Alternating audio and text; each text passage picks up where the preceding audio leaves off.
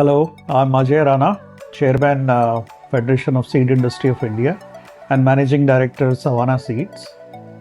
I'd like to congratulate the new government, Prime Minister Modi and the Agriculture Minister, Mr. Shivraj Singh Chauhan.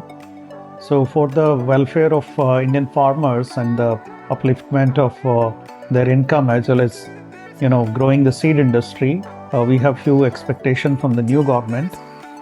Number one is about R&D.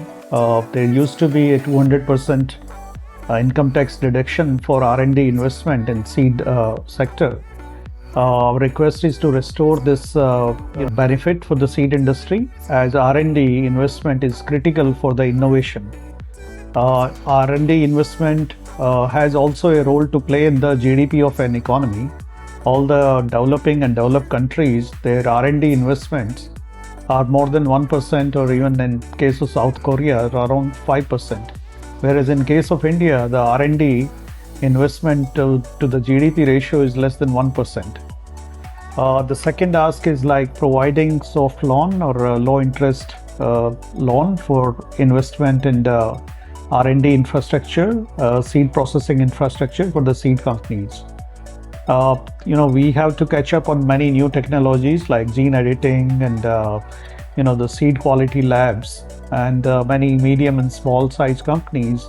It will help them if there is such benefit from the government of India. Also, the seed sector, thankfully there is no GST on the seed, but like many of the operations we have in seed processing, like packing material, seed treatment, transportation, many of the cost components we have, there is a GST. Our request is for a waiver of GST on these seed processing operations and other inputs used for seed sector. And last but not the least, one nation, one license. Harmonization of seed licensing process in all the states. Today, every state has a different requirement, which eventually lead to delay in the introduction of new hybrids or varieties in each state. It takes nearly 7 years to develop a new variety or hybrid, and after that, today we have to take 2 years, or in some state 3 years trials in the state universities, which delays the introduction of a new technology to Indian farmers. So if we have a harmonized process, like many of our member companies, we have R&D centers, testing centers in each state.